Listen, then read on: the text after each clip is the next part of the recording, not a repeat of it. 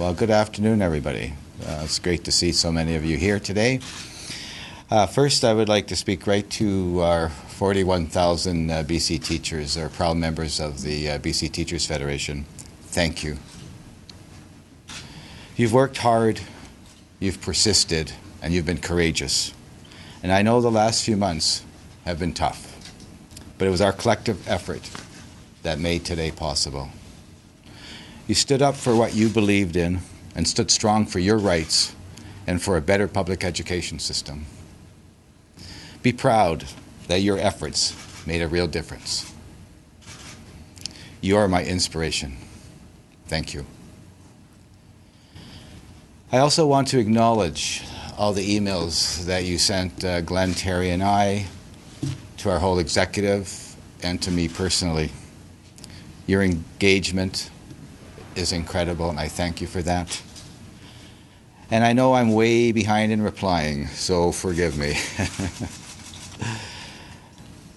I also want to thank the thousands of students, parents, and community groups who have stood with us and supported us all the way. Your support has helped teachers every single day. To those who have stopped me on the street to take the time to offer their encouragement and support for all our members and for our struggle, I want to thank them. It's really appreciated. The members of the BCTF are also very grateful to our sisters and brothers in the labour movement across British Columbia and Canada. Hassan Yousaf, the president of the Canadian Labour Congress, was on our lines and on the phone with me throughout the strike, as well as Jim Sinclair, president of the BC Federation of Labour, on the phone with us, speaking at most of our rallies. Thank you. And to the entire BC Federation of Labour for your amazing support and that you had our backs all the way. We can't thank you enough, and your members enough for that. And I also want to acknowledge our BCTF bargaining team and our staff who also worked so hard to make this happen. This afternoon, the BCTF Executive Committee met and is recommending that teachers vote yes to ratify this tentative agreement. The vote will take place on Thursday. It was a tough series of negotiations, but there are meaningful achievements in this deal for teachers and students. The tentative deal includes several hundred new teaching positions each year as a result of an annual education fund that will be used exclusively for bargaining unit members. A mutually agreed process to address any future court decision, as well as the removal of Article E80. A significant grievance remedy fund that will be used as a one-time payment to our members and improvements in elementary preparation time. Improvements in salary and extended health and dental benefits, fair pay for teachers teaching on call for every day that they work, and also no concessions. And finally, I want to thank everyone who was involved in helping us reach this negotiated settlement, from the BCTF and the employer. If this deal is ratified, I know teachers and students will be thrilled to be back in classes doing what they love doing, teaching and learning. Thank you. How can there be no concessions in the updated 2021 budget report? Through this round of bargaining, there was a number of concessions on the bargaining table, and those were removed. But I don't understand how it fits into, so the teachers didn't have to go down at all? Or how do you define a concession? We defined a concession as articles put on the bargaining table that had the sole purpose of reducing our rights, as well as perhaps other arbitration victories, as well as court victories. Yes? Can you confirm the 7.25 salary increase? Well, the details of our negotiated settlement are going to our members. I know there's all sorts of things out there right now, but those details will be going to our members to talk about. Thank you. Now, if we look at where we were in June and where we are now, do you think the strike, the conflict could have been avoided? What was available in June and what we had to do To get where we're at now, and in terms of government, you know, it would have been great to be able to have had that deal at the end of June. That's what we strived for, but it was not possible then. Does this solve the grievance issue? it resolves a particular Grievance remedy issue, So yes. does that mean there's still grievance issues to be resolved? What I'm getting at is this court case coming up, right? The appeal that the commissioner had, the BC Court of Appeal. What more could the BCTF get out of that?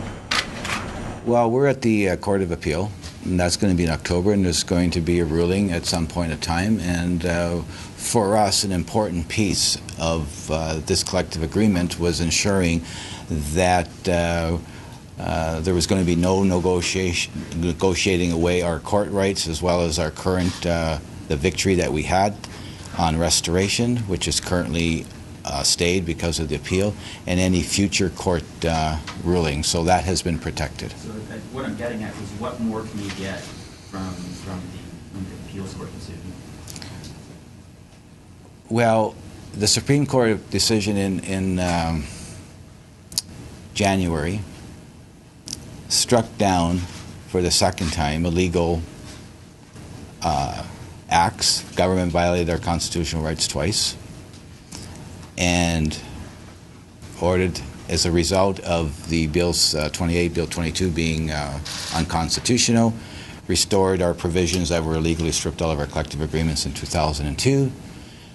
They were restored in January, but they were stayed from being implemented. And now part of the appeal is to, government has sought a stay to deal with our victory. And if we're successful, then we will have the restoration of those provisions. And then we will deal with it at that time.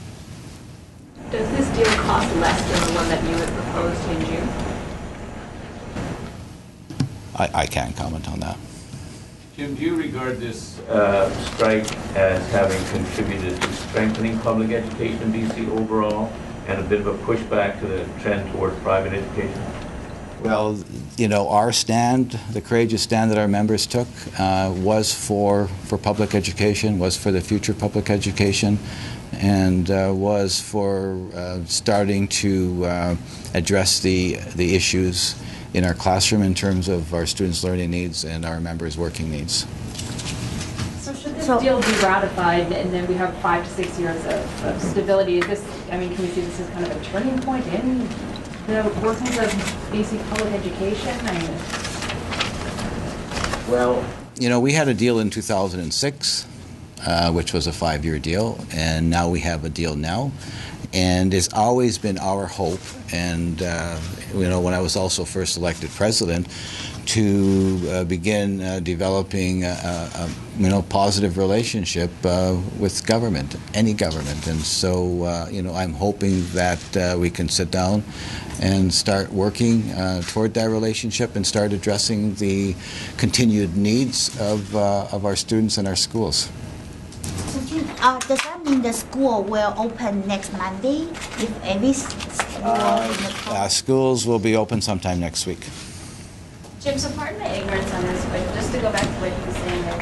So there's a $108 million fund to address grievances in the wake of the 2 lower court rulings. Does that still get paid out if like an appeal court judge or a Supreme Court of Canada judge rules in favor of the government and then they say that they didn't do it wrong? Well, part of this deal resolves a particular aspect of that court case. So what this will do is resolve what we always called the retro grievance, in terms of the grievances that we would have been laying because of our provisions in our collective agreement have been violated since 2002.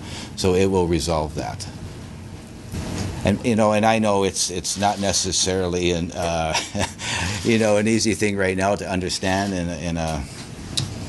in just kind of a question answer in a news conference, but it will resolve one aspect of that. I'm not quite sure I understand. So one aspect of the court decision is resolved.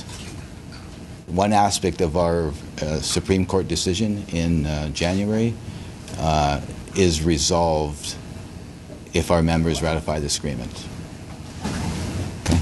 Okay. We can talk about more. In a situation that, say that the teachers will vote against it, do you guys have any contingency plan? Do you have planned anything for that possibility? Well, the executive is recommending it, and you know, it's important is that our members will have their vote, and we're recommending it. Our members will have their say, and whatever our members say, that's what we will deal with. And if they ratify it, we move forward, and if they don't ratify it, then we move forward with that. But it's up to our members, and that's what's important. Will members get to see a tentative deal, or will they just be asked to go on? How much of this information are members going to get to see before they vote? Our members will see all the information that we have available at this particular time. When will they be getting that? Our members will be getting that information today and tomorrow. And when will the public get it?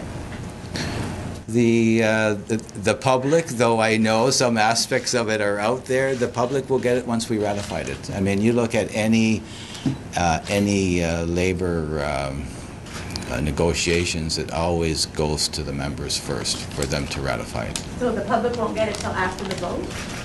The public won't be aware of all the details of this until our members have made their decision regarding the ratification or their vote. How is that communicated to members? Is it by email? Members will be receiving written as well as through electronic in terms of the information. Yeah. Have members ever voted against something that the executive recommended before? No. And Jim, there's an issue about making up those school days, and some might suggest that maybe the district will cancel all those 40 days. So what is the teacher's position on this?